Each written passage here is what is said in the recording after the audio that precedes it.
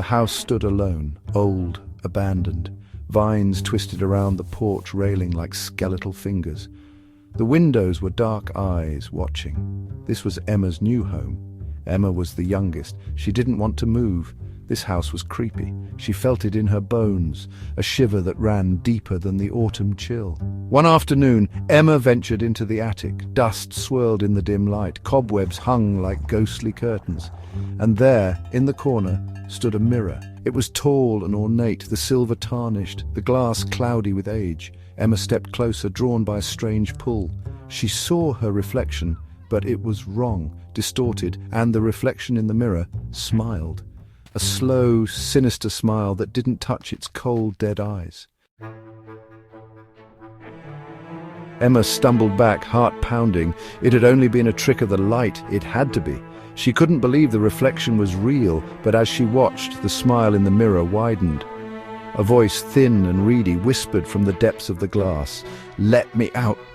Terror choked Emma's breath. She didn't scream, she couldn't. She turned and fled, the attic echoing with her panicked footsteps. Downstairs, she raced to her parents, words tumbling out in a torrent of fear and disbelief.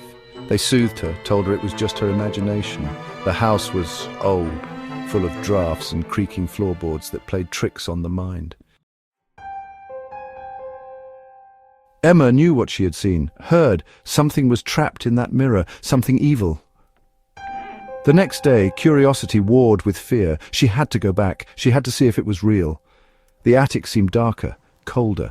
The air hung heavy, thick with the scent of decay and something else, something unpleasant. Emma approached the mirror slowly, each step a monumental effort. Scratched onto the dusty surface, words had appeared as if carved with a sharp claw. "Let me out." The message was a plea and a threat all at once. Emma's breath caught in her throat. She knew what she had to do. She wouldn't let it out. It was too dangerous. Grabbing a heavy, rusted candlestick holder from a nearby trunk, Emma smashed it against the mirror's surface. Glass shattered, splintering into 1,000 pieces. A cold wind swept through the attic, howling like a banshee.